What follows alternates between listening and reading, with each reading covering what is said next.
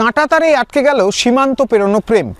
তার কারণ, নদিয়ার ধানতলার সীমান্তবর্তী এলাকা দিয়ে তামিলনাড়ুর এক তরুণী সদ্য বাংলাদেশের এক যুবকের সঙ্গে প্রণয় ঘটিত কারণে তার সঙ্গে অবৈধভাবে দেখা করার জন্য বাংলাদেশের কাঁটাতার পেরোচ্ছিল ভারতবর্ষ থেকে।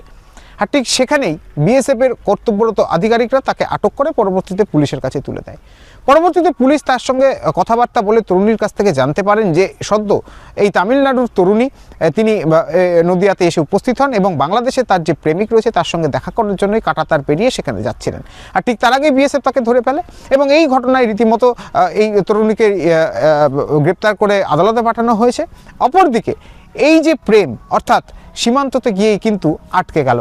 তবে এইভাবে অবৈধভাবে যাতায়াত না করলেও তিনি পারতেন, এমনটাই মনে করা হচ্ছে। সেক্ষেত্রে যদি একটু প্রশাসনিক তৎপরতা নিয়ে করতেন তাহলে হয়তো এই অসুবিধা হতো না, বা তিনি হয়তো দেখা করতে যেতে পারতেন প্রেমিকের সাথে, এমনটাই মতামত করছে এলাকা বাসিন্দারা। তবে পুলিশ জানাচ্ছে অবৈধভাবে যত অনুপ্রবেশের কাজ হবে বা অবৈধভাবে ভারত থেকে বাংলাদেশে যাওয়ার যারা চেষ্টা করবে তাদের বিরুদ্ধে এই অভিযান তারা চালিয়ে যাবেন।